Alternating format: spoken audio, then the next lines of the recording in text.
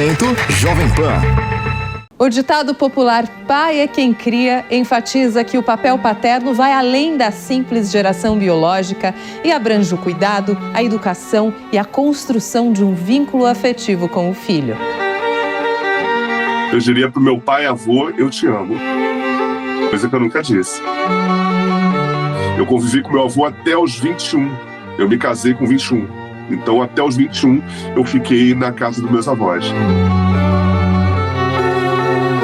Pai é quem dá atenção, pai é quem cuida, pai é quem reconhece a letra do filho num trabalho de escola, pai é quem sabe o que o filho gosta de comer, pai é quem sabe que o filho às vezes se assusta com um trovão à noite, que gosta ou não de um cachorro, precisa pegar no colo quando passa algum perto. Pai é quem sabe o que acontece no coração daquela criança que está ali à sua frente.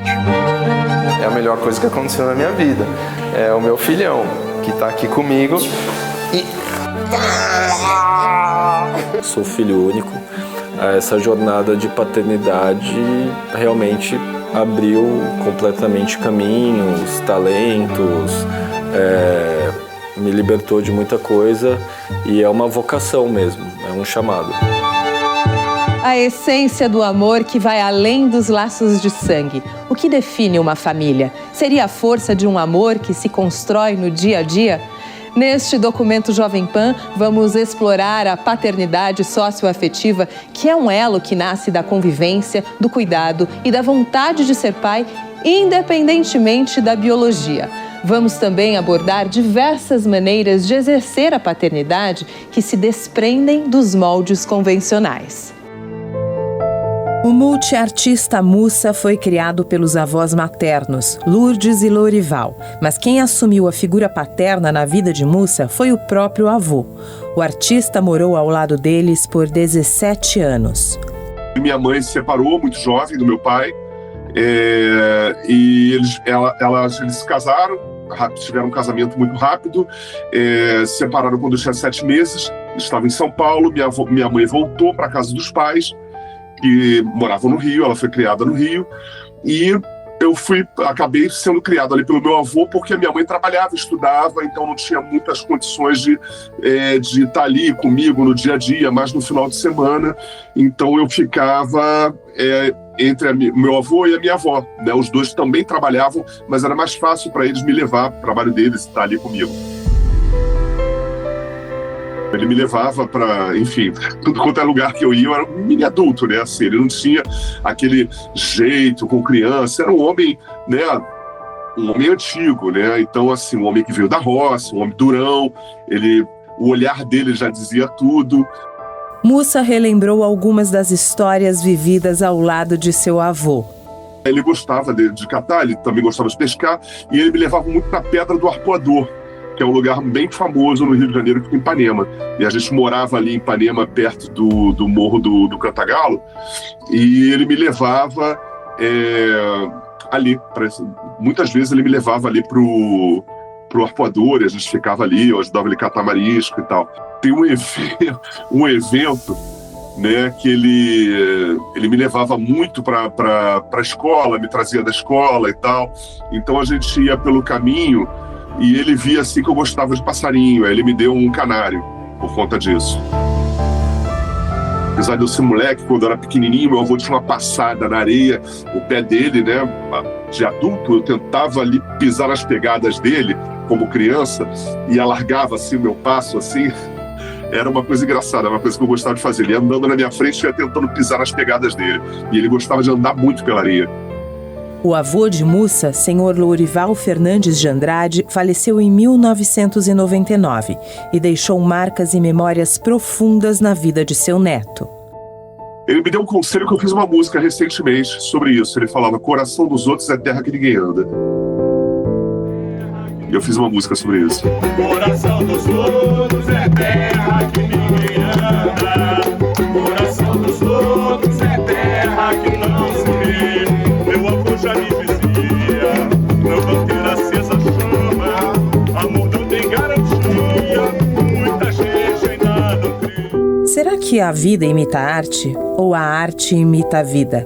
A verdade é que a relação entre pais e filhos é algo tão profundo e relevante que adentrou até no universo das artes e virou o tema de composições de diversos cantores que fizeram homenagem aos pais por meio de suas canções.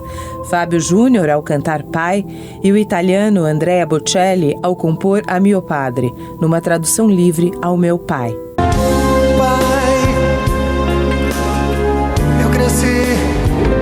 Mi accorgo che assomiglio proprio a te.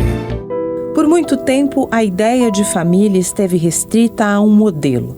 Mas a vida nos mostra que o amor encontra caminhos diversos. A adoção é um gesto de amor e uma forma legal que permite pessoas ou casais se tornarem pais. Mais que um trâmite jurídico, é a fundação de uma nova família. Nós casamos aí durante 11 anos, nós tentamos gerar filhos, ter nossos filhos pela via biológica, só que assim, não tinha nada que impedisse a gente de ter nossos filhos, porém nunca aconteceu de ter. Então foi quando a gente decidiu que não iríamos mais tentar. A gente decidiu por isso e vivemos o que a gente chama uma espécie de luto por não conseguir gerar os nossos filhos biológicos e abrimos o nosso coração para a adoção, que já era um plano nosso. E foi exatamente isso que o empresário Maurício Fabres e sua mulher fizeram. Em um mundo onde a formação familiar assume tantas formas, a história de um casal que adota 6 filhos transcende o convencional e se torna um testemunho inspirador do amor que se multiplica. A gente trabalha como uma equipe. O cuidado, assim, essa questão de tratar cada um individual, é lógico que quando a gente tem um número grande, é mais difícil, tá? Muito mais difícil. Só que o que a gente procura fazer? A gente tem muito tempo junto nós, Então, por exemplo, a gente prioriza momentos em família. Então, por exemplo, no jantar, a gente sempre procura jantar todo mundo junto, conversa, bate papo, pergunta como foi o dia. Eu trabalho fora, então a minha esposa, ela sempre está aqui em casa com eles. Então, vira e mexe, a minha esposa tem tempo individual com eles. Pega um, sai, vai tomar um café da tarde. Para quem quer adotar, primeiro conselho que eu dou é o porquê você está querendo adotar um filho, aquilo que eu falei. Qual é o objetivo? Se for por caridade, sai fora. Vai trabalhar, talvez assim, um apadrinhamento, algo desse tipo. Mas é o seu propósito. É um propósito realmente de ser pai, de ser mãe. Então, é um caminho.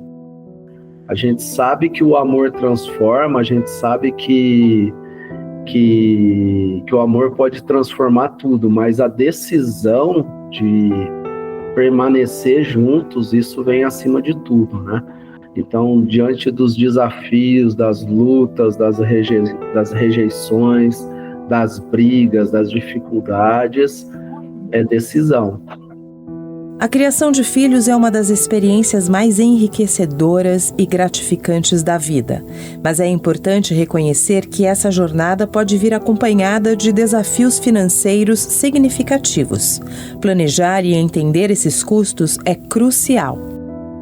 A gente participou de uma palestra que uma das palestrantes era uma mãe solo que adotou 3 irmãs. E ela falava sobre a vida simples que ela tinha com as filhas, que na verdade as crianças, elas não estão procurando uma condição financeira, elas estão procurando pais e mães. E aí foi quando eu lembrei da minha infância, que eu tive uma infância simples, meu pai sempre procurou, meus pais, dar do bom e do melhor dentro daquilo que eles tinham condições de dar. A opção de você querer ter uma família grande ou não vai muito daquilo que você quer oferecer para o seu filho. Então, se de repente você quer oferecer uma escola particular, você quer oferecer, eu quero oferecer natação, eu quero oferecer coisas que requer uma certa condição financeira, quanto mais filho, maior vai ser essa questão financeira. Mesmo assim, querendo ou não, de certa forma, essa parte financeira, ela acaba sendo um pouco importante, né? Então, para a família grande, a gente tem bastante gasto aqui, não é pouco, é muito gasto, mas, graças a Deus, hoje a gente consegue manter essa família e tem sido incrível, assim, são vários desafios. Um pai que assume a responsabilidade de cuidar do filho enquanto a mãe trabalha é um exemplo poderoso de paternidade ativa e de como os papéis familiares estão evoluindo. Maurício Ruete é o exemplo disso. Com a pandemia de Covid-19, ele se viu em uma posição única, a de cuidador em tempo integral de seu filho recém-nascido, enquanto sua esposa mantinha sua rotina de trabalho. A história é que nós demoramos para ter filho, né? E quando ele veio, estava acabando a pandemia. E basicamente eu era freelance na época, tinha alguns clientes e na pandemia meus clientes diminuíram muito. E quando minha mulher continuava trabalhando. E foi basicamente assim, não foi uma decisão que eu tomei, que eu encampei e falei, não, eu vou cuidar do meu filho, e não foi muito isso, foi mais foi acontecendo. As maiores dificuldades é a demanda física, e embora à noite e a minha mulher sempre esteve junto, né? Então eu ficava com ele durante o dia, então a dificuldade era ir pro parquinho, dar comida, voltar, fazer dormir, e depois à tarde também ficar com ele. Então fisicamente era muito difícil. Depois, quando ele começa a crescer, começa a andar, aí não dá, tinha dias que eu ficava sem poder fazer nada, né? Quando você vai trabalhar, você está no escritório, você está trabalhando, você faz a reunião, ou você está fazendo a planilha, ou você está fazendo o que você tem que fazer, mas depois você para e você quer tomar um café, você sai e vai tomar um café. Com o filho é muito mais difícil, porque você fica demandado sem poder parar. Então hoje eu dou muito valor para muita mãe, dou muito valor para muita babá que eu conheci, que eu vejo, coisas que eu não sabia, né?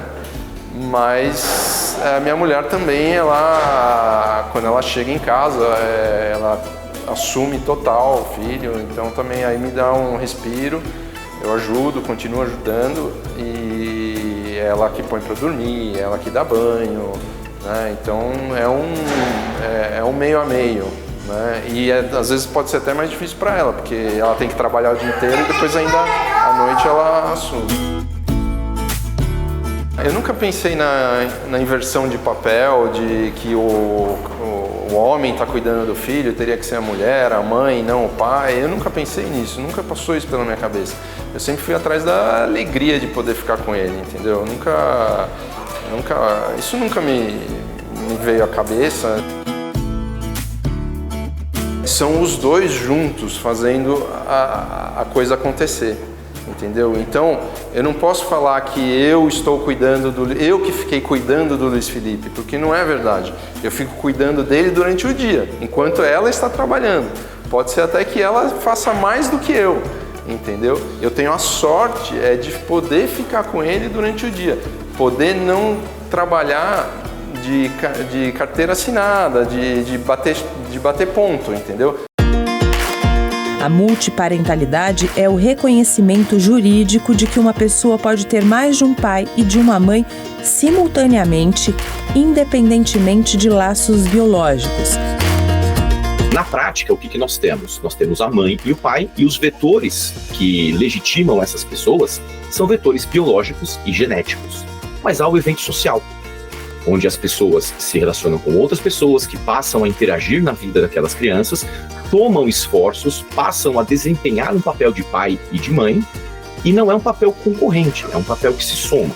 Então, quando há o reconhecimento dessa parentalidade socioafetiva, muitas vezes não se derroga a parentalidade biológica e genética, existe uma soma. Então, a multiparentalidade é quando nós temos o reconhecimento de uma parentalidade socioafetiva em conjunto com a parentalidade genética.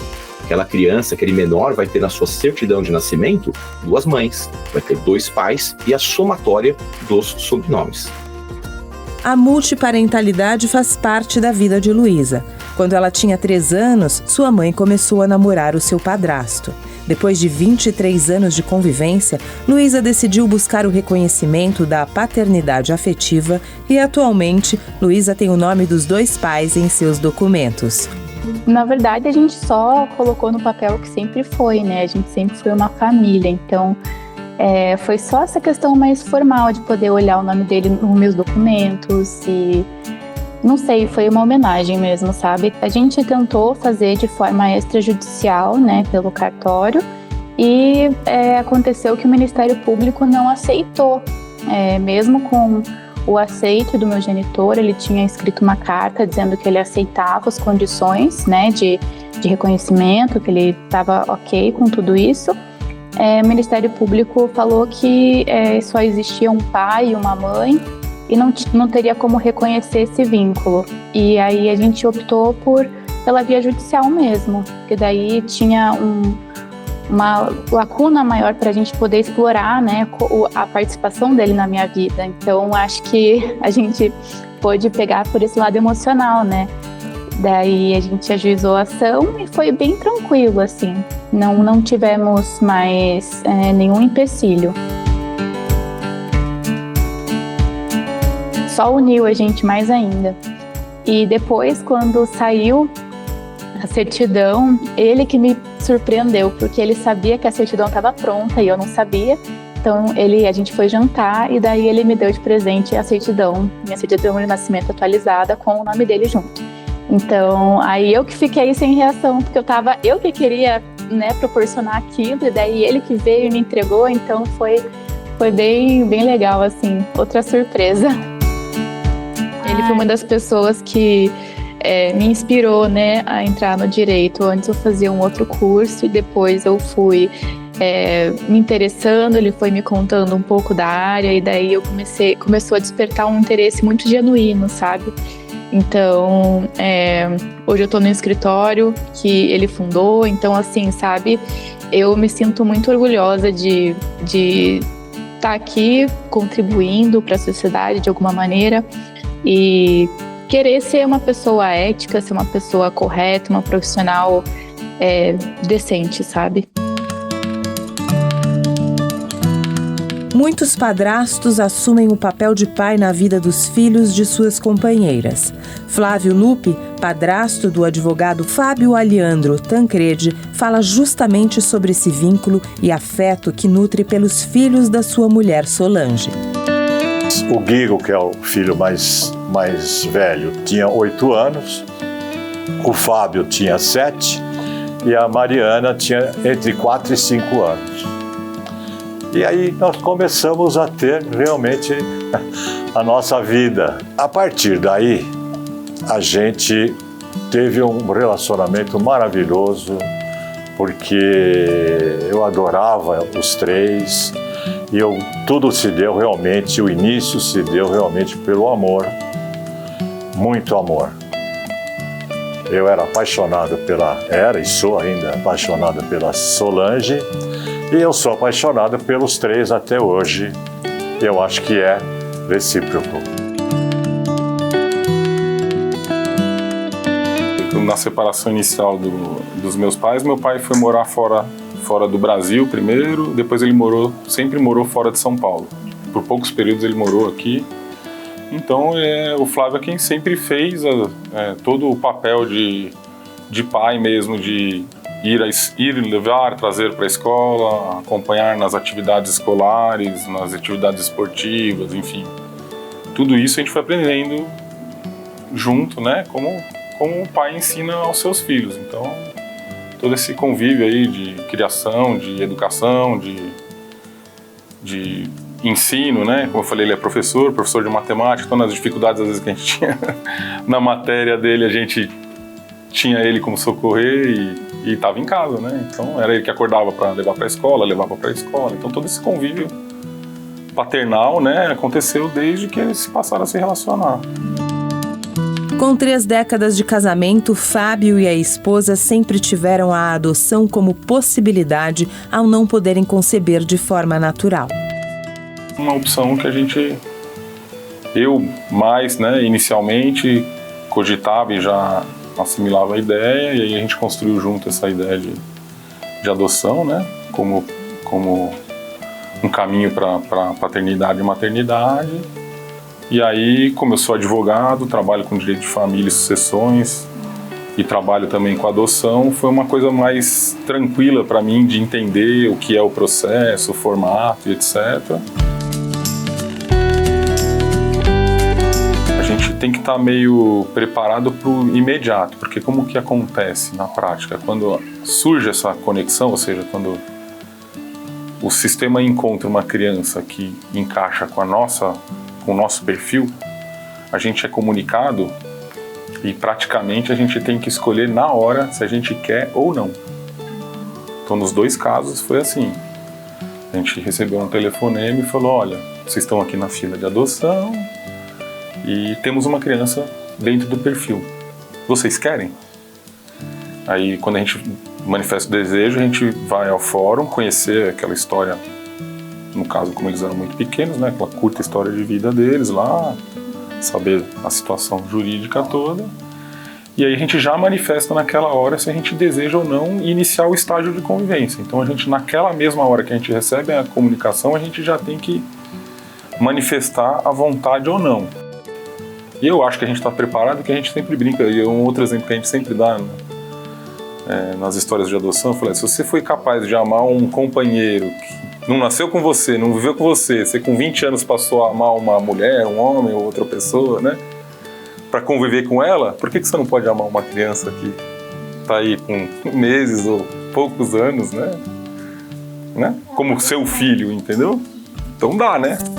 O amor é uma escolha que gera frutos preciosos. Foi com esse propósito que, em 2019, André e Hélio, juntos há 15 anos, decidiram recorrer à fertilização in vitro e à barriga solidária. Eu quero ter um filho, ele falava para mim: eu quero ter um filho seu, eu quero ter um filho com você. E aí isso ressignificou, do tipo, não é mais só um desejo dele, é um desejo dele formar uma família comigo. Aí eu falei: nossa, esse cara, eu não vou perder esse cara não, vamos fazer uma família. E a gente começou a procurar informações sobre fertilização in vitro aqui no Brasil, para 2 homens. E a gente encontrou, demorou, é um processo que no começo, né, a gente não tinha informação, foi a gente 2019, não sabia. Foi 2019.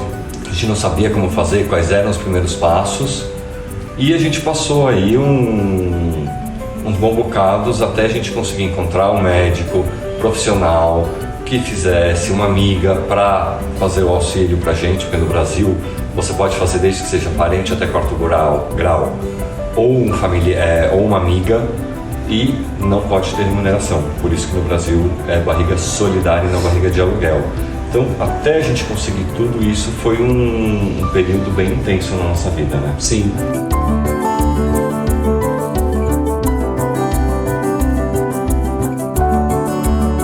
Quando a gente conseguiu engravidar do Filipe e a gente fez um chá revelação, digamos assim, a gente fez um evento para revelar o sexo do bebê, se seria menino ou menina. Se fosse menino, ia descer umas bolas coloridas na cor azul, se fosse menina, ia descer umas bolas rosas.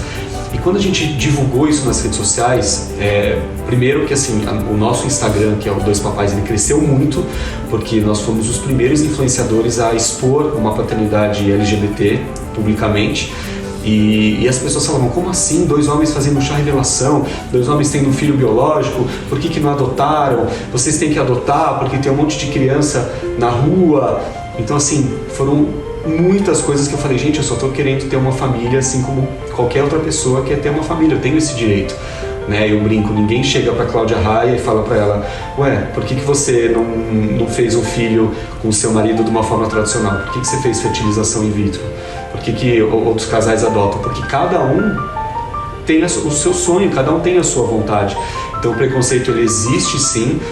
O fato de nós sermos duas pessoas privilegiadas, a gente vive num círculo social que a gente obviamente tem muitos amigos, tem pessoas que nos querem muito bem, mas a internet é terra de ninguém, né? Então os ataques eles acontecem, a gente acaba bloqueando as pessoas que não fazem parte do nosso dia a dia, e por outro lado a gente tem as dindas do Filipe, os dindos do Filipe, que são pessoas que nos seguem, que nos acompanham, que mandam muito amor pra gente. Então o preconceito acaba sendo muito pequeno, próximo a todas as pessoas que nos amam e que nos querem bem. Ao se tornarem pais de Filipe, de 2 anos e meio, André e Hélio também assumiram o compromisso de educá-lo para aceitar e entender a diversidade. O casal defende que, mais do que tolerar, é preciso valorizar as diferenças para colaborar com uma sociedade cada vez mais inclusiva. O que eu quero para o Filipe é que ele seja um menino, um homem que seja tolerante, que aceite a diversidade, que aceite o diferente, até porque eu, como dono de empresa, eu tenho a obrigação de empregar pessoas das mais diferentes classes sociais, etnias, desde que sejam bons profissionais. Eu acho que a premissa é ser um bom profissional. Agora, a classe social, a cor, raça, gênero, isso é uma consequência. Então, o que eu quero passar para o Filipe é que ele seja um menino que tolere a diversidade, que valorize a diversidade, porque ele faz parte de uma família diferente. É uma família que não é considerada uma família tradicional, e quando ele se der conta disso, eu quero que isso seja natural, mas que ele tenha essa consciência de que ele faz parte de uma família da diversidade e que ser diferente é legal, desde que você seja uma pessoa do bem e uma pessoa correta. A paternidade, ela é o maior e o melhor desafio que a gente pode ter na nossa vida. Para nós, né, como pessoa. Para nós, como pessoa, porque a gente tem que se doar, a gente tem que se entregar, a gente ama incondicionalmente. E para o filho que recebe toda essa informação e como ele processa essa informação, porque cada um recebe a informação de uma forma. Então, a gente tenta passar da melhor forma, nem sempre ele vai receber o que a gente quis passar para ele. Então, é um desafio diário, constante, mas é o melhor desafio, pelo menos para mim, que eu já passei na minha vida.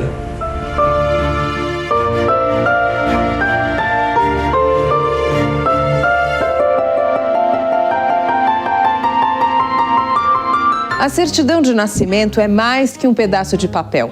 Ela é a porta de entrada para a cidadania. É o primeiro documento que garante a existência legal de uma pessoa, dando-lhe nome, sobrenome e, com isso, acesso a direitos fundamentais. No Brasil, a falta de registro civil de filhos ainda é uma realidade que condena milhares de crianças e adolescentes a uma existência invisível perante o Estado.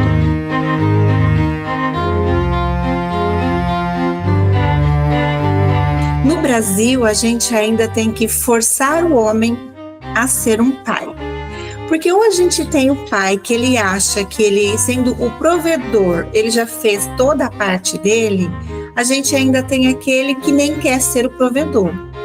Então, assim, ser pai não é só você ser um cartão de crédito ou pagar um boleto no final do mês.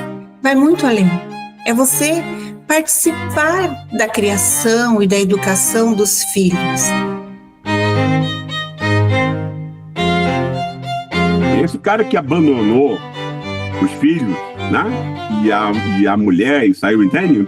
Sei lá, fez 2 ou 3 filhos numa mulher que ele morou durante alguns anos. Isso começa a ficar pesado pro orçamento dele, ele pega e sai, né? Entende? Ou vai para outro lugar. Ele faz isso, porque fizeram isso com ele. Entendeu? O mundo não acontece agora, o mundo vai se reproduzindo, entende? Né? Então são homens também, né, que tiveram violência em casa, não tiveram amor, não tiveram reconhecimento, percebe? Foram abandonados eles próprios pelos pais e tal, e eles se reproduzem, percebe? É um ciclo, é uma reprodução, né? A Constituição Federal de 1998 trouxe avanços significativos no direito de família.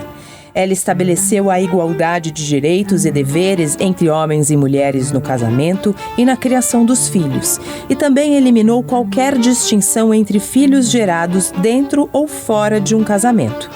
Mesmo com o avanço, milhares de crianças nascem no Brasil e não têm o nome do pai biológico em sua certidão de nascimento. De acordo com a Arpem Brasil, entre 2020 e 2024, o Brasil registrou 13.148.373 nascimentos, mas 805.464 crianças foram registradas sem o nome do pai. Isso representa cerca de 6% das crianças que nasceram neste período sem o registro do pai, mas ainda assim carrega um número muito expressivo. E esses dados geram preocupação, analisa o presidente da Arpem Brasil, Devanir Garcia. A Arpem Brasil é uma associação que reúne mais de 7.800 cartórios que efetivamente fazem o registro civil das pessoas naturais em todo o nosso país. E a nossa associação vê, logicamente, esses números sempre com muita preocupação, porque tem a ver com efetivação de direitos dessas crianças que acabam não tendo o nome do pai na sua certidão de nascimento. E a gente, logicamente, vem trabalhando isso há bastante tempo. É um fenômeno que eu diria que é um problema social do Brasil, que não se... Para que isso seja diminuído ou solucionado, é preciso de vários atores, digamos assim, políticas públicas efetivas para que tenhamos números menores.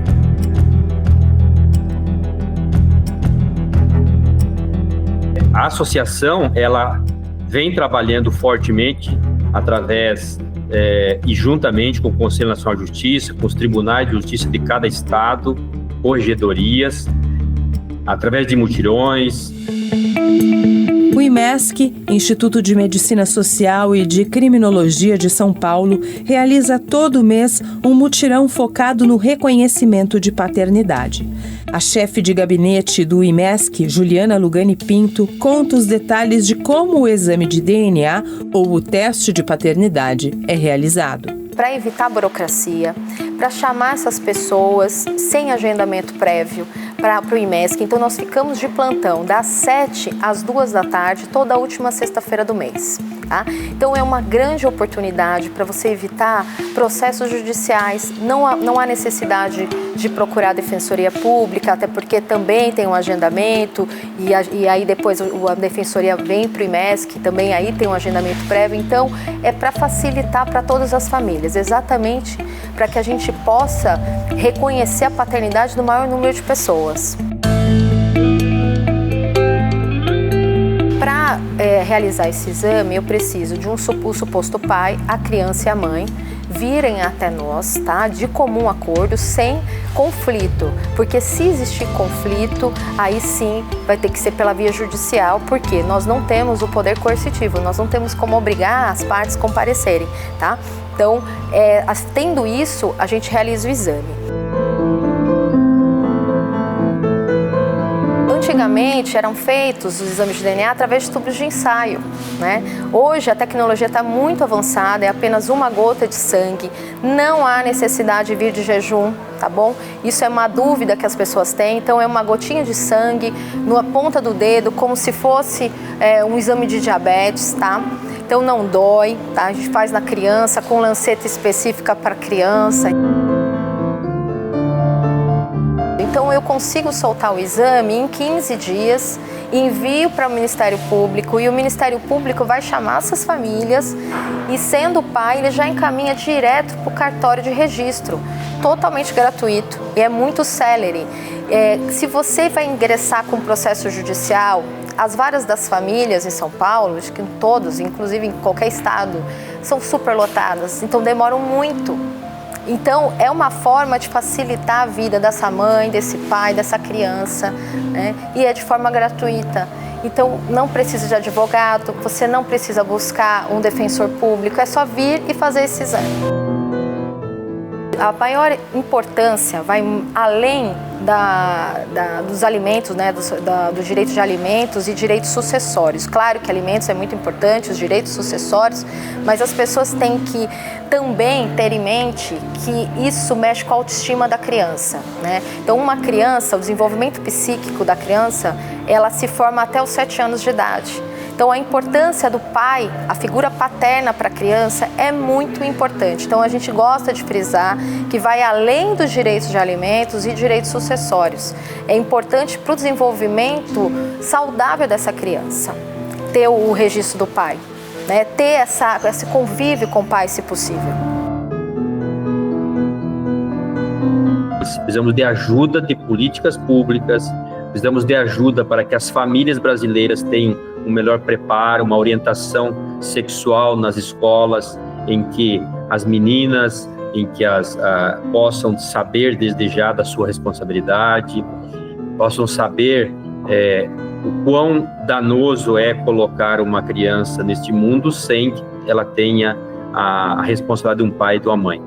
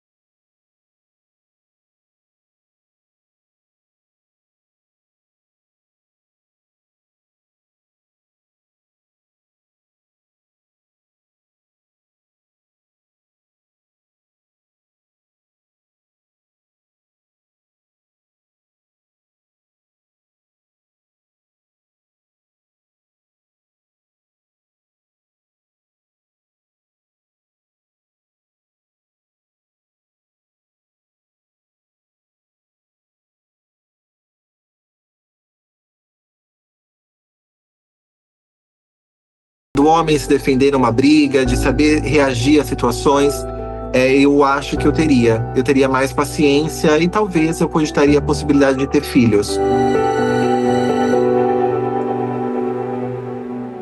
A história de Kelly Cristina Ribeiro Souza é outro exemplo de testemunho da redefinição de laços familiares.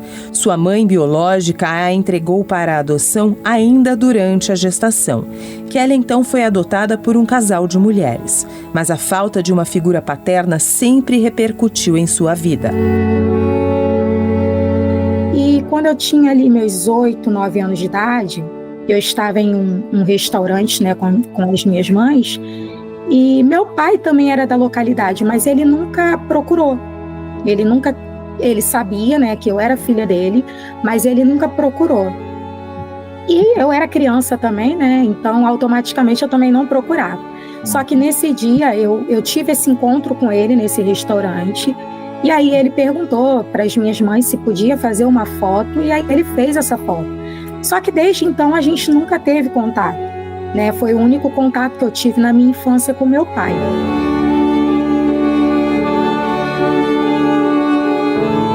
Quando eu já estava com os meus 27 anos, uma amiga minha me procurou.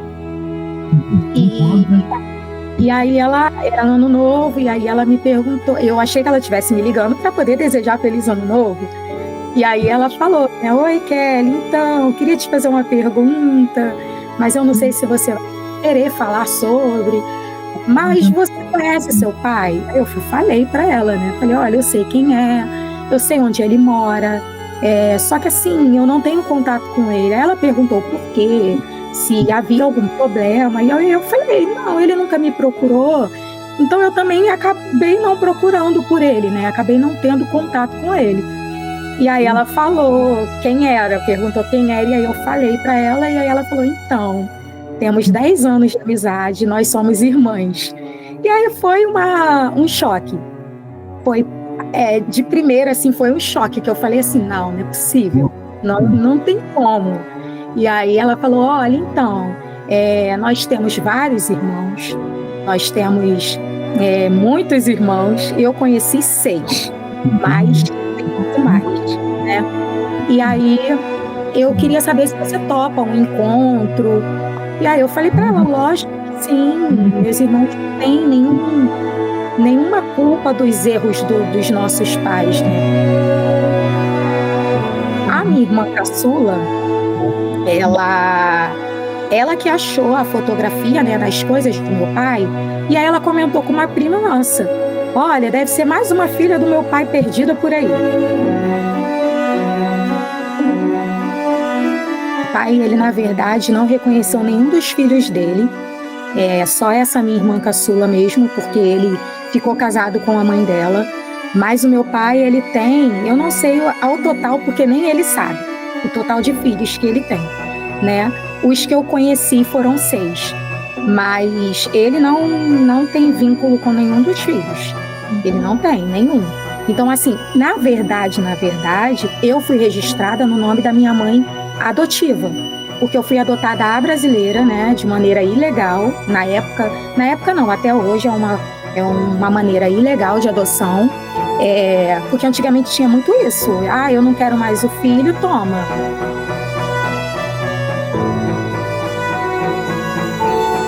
Só que onde veio a minha falta paterna?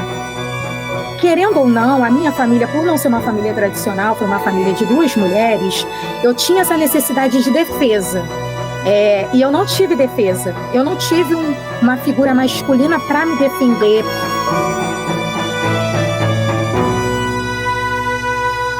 Então eu vivi a vida toda crescendo, tendo que me virar sozinha. Eu cresci a vida tendo que lidar com questões que eu não precisava lidar se eu tivesse um pai biológico ali. Um pai biológico não, uma figura paterna, né? Então as minhas mães sempre tiveram que enfrentar situações. Por exemplo, eu sou negra, né? Eu sou preta.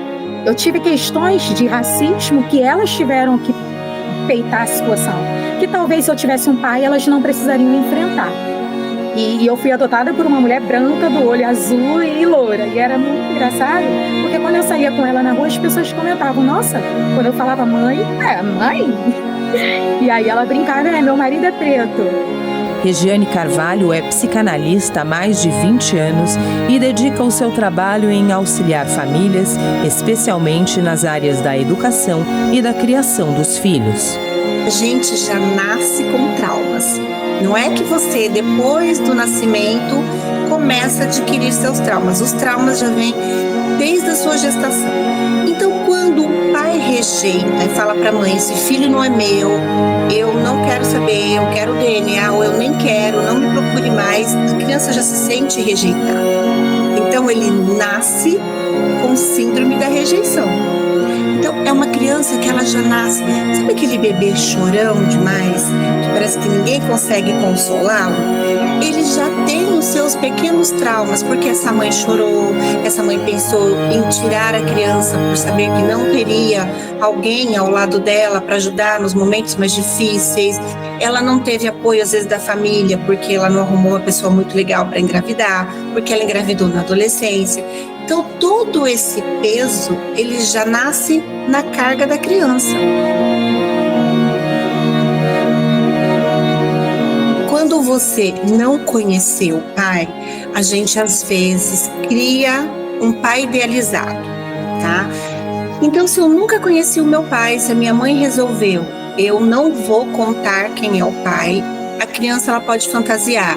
Então, eu atendo alguns que acham que o pai é um grande médico, ele é um grande empresário, ele é um jogador de futebol, é um comissário, então ele viaja muito. Ele sempre vai criar uma idealização de um pai perfeito. E às vezes, lá na fase adulta, antes da mãe morrer, ela resolve contar. E ele começa a ter o contato com um pai que não é nada daquilo que ele idealizou. Entende? É um pai que ele tem um trabalho comum, como um servente de pedreiro, um ajudante geral, e eu fico com essa briga e eu acabo não aceitando o pai que ela me apresenta, porque eu já tinha um pai idealizado.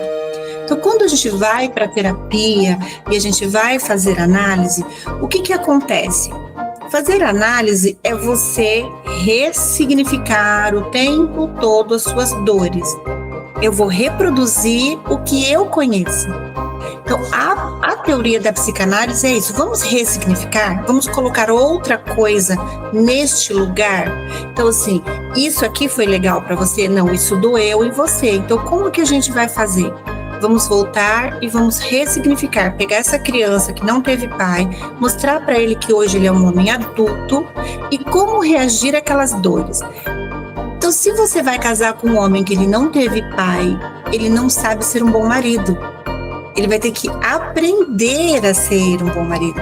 Porque ele não teve uma figura olhando de longe, vendo um pai amoroso chegando em casa, abraçando a mãe, beijando, cumprimentando, viajando junto, fazendo compras juntos. Ou ele viu um pai que nunca estava em casa porque estava trabalhando, ou estava sempre alcoolizado quando chegava em casa. E lembra, eu vou projetar aquilo. Então, esse é o mundo que eu conheço. A paternidade se manifesta no amor, no cuidado e na responsabilidade. No entanto, a realidade apresenta extremos marcantes, de pais que não registram seus filhos a outros que constroem famílias numerosas, como fez o empresário Carlos Arasaki. Eu sou Carlos Arasaki, eu tenho 12 filhos e a minha mulher está grávida de mais um, então são 13 até o final do ano. Eu sou casado com a Mariana, a gente se casou em 2011, então recentemente a gente fez 14 anos de casado. E aí nessa trajetória também a gente teve filho desde 2011 até agora, 2025.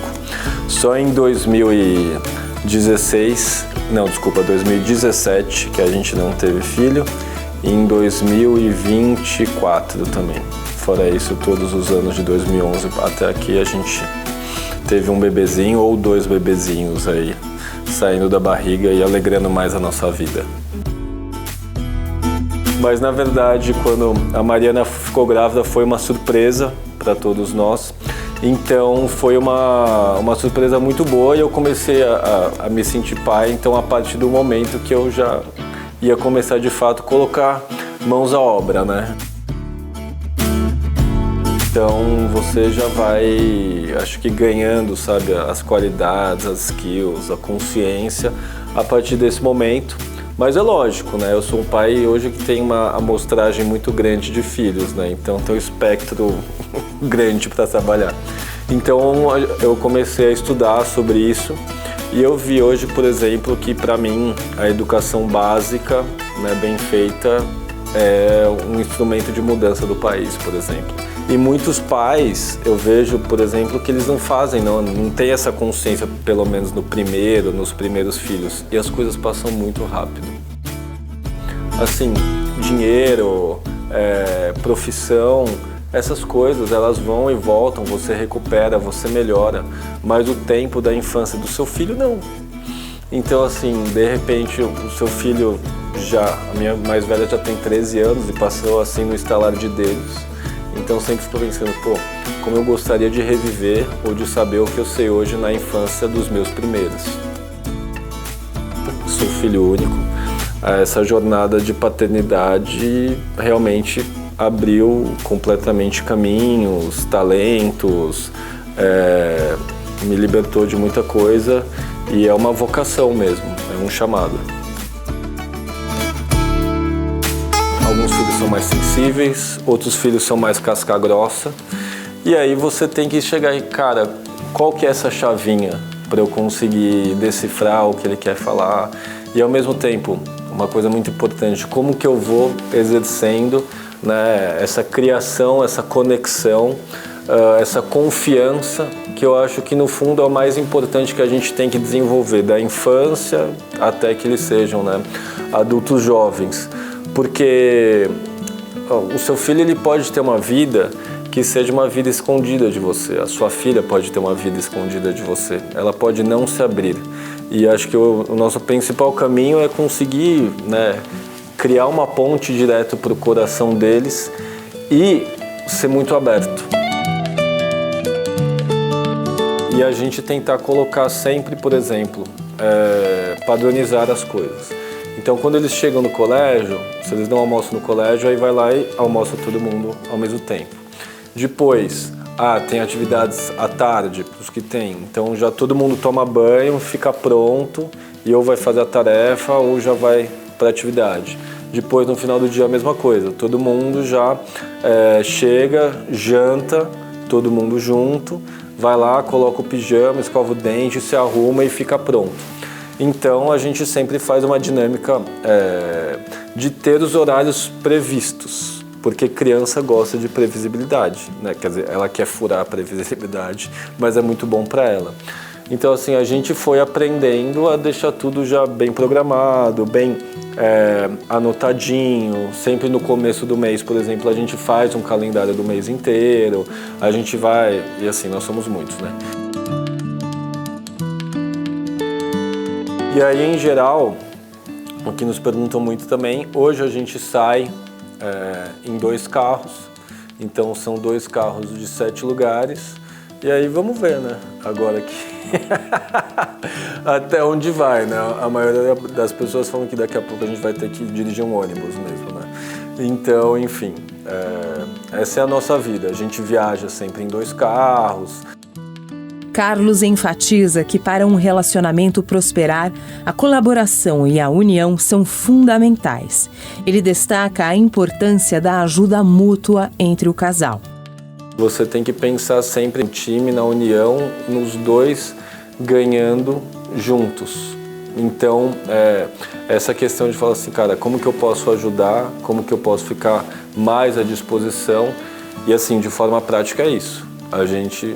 né, marca, conversa, senta, fala e também assim, a gente tem muitas coisas para fazer, então a gente procura também não ficar culpando um outro, você esqueceu determinada coisa, eu já tinha te falado isso, enfim, falar assim, olha, lembra que a gente conversou, o que você acha e tal, então porque no fundo, né, para dar certo, para durar pela vida inteira, a gente tem que ir nutrindo muito isso e numa perspectiva muito mais positiva do que negativa.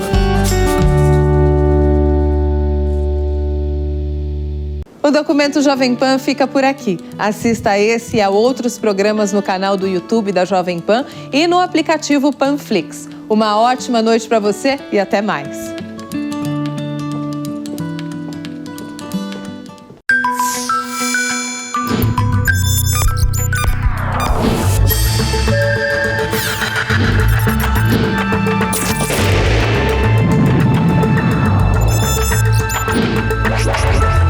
Documento Jovem Pan. A opinião dos nossos comentaristas não reflete necessariamente a opinião do Grupo Jovem Pan de Comunicação.